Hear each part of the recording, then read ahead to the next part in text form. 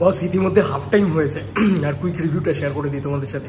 থামা it's epic content, actually তো ভালো কন্টেন্ট, মানে কন্টেন্ট ড্রিভেন যেটা বলে সেটা কিন্তু অ্যাকচুয়ালি তো হচ্ছে। আদিত্য সাপোর্টদার তারপরে ভরসা ছিল যে অ্যাজ অ্যান ডিরেক্টর সে ফাটিয়ে দেবে, তো হাফ টাইম অবধি যা করেছে সেটা সত্যিই খুব ভালো। মানে আমরা সবসময় দেখি না মেল অ্যাকশনস হচ্ছে, এখানে পুরো মেল ডমিনেটিং ব্যাপার স্যাপার রয়েছে।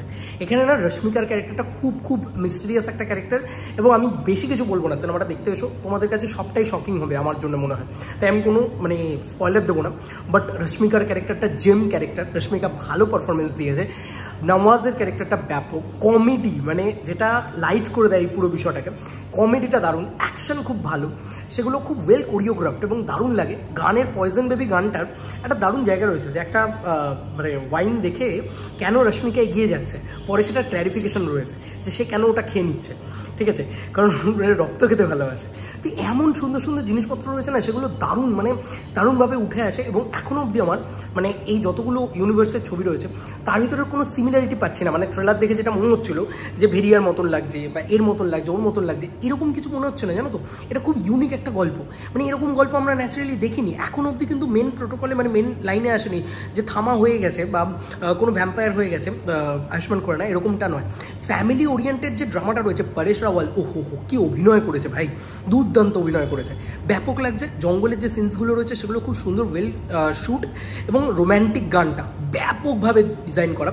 ইন্টারভেল ব্লকেজটা যেভাবে ডিজাইন করেছে না, মানে সত্যি মনে হবে অ্যান্ড দেন এরপরে কী হবে, এরপরে কী হবে, এই ব্যাপারটা তৈরি হয়ে যাবে যে ভাই এরকম একটা ঘটনা ঘটে গেল, মানে মরেই গেল ভাই, মানে ব্যাপারটা এরকম জিনিসপত্র তৈরি হয়ে যাবে, ঠিক আছে। আমি বেশি কিছু বলতে পারছি না, তবে আমার মনে হয় যে তোমাদের জেম কন্টেন্ট লাগবে। গান মানে রোম্যান্টিক গানটা তো আমার ঘ্যামা লেগেছে, ঠিক আছে। এবং আমার যেটা সবথেকে ভালো লাগছে মানে আয়ুষ্মান এবং ইয়েরও মানে কেমিস্ট্রি, রশ্মিকার কেমিস্ট্রি, ব্যাপক কেমিস্ট্রিটা ডিজাইন হয়েছে।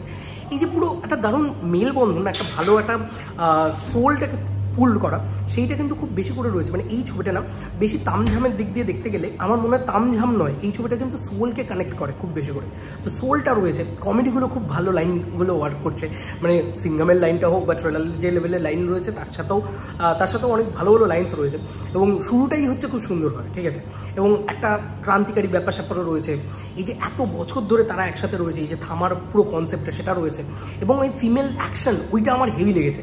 মানে একটা হিরো অ্যাকশন করছে, ঠিক আছে, এটার জন্যই আমি সবসময় বলি যে ওরা সবসময় ফিমেল প্রায়োরিটি দেয়, সেখানেই কন্টেন্টটা খুব ভালো হয়েছে।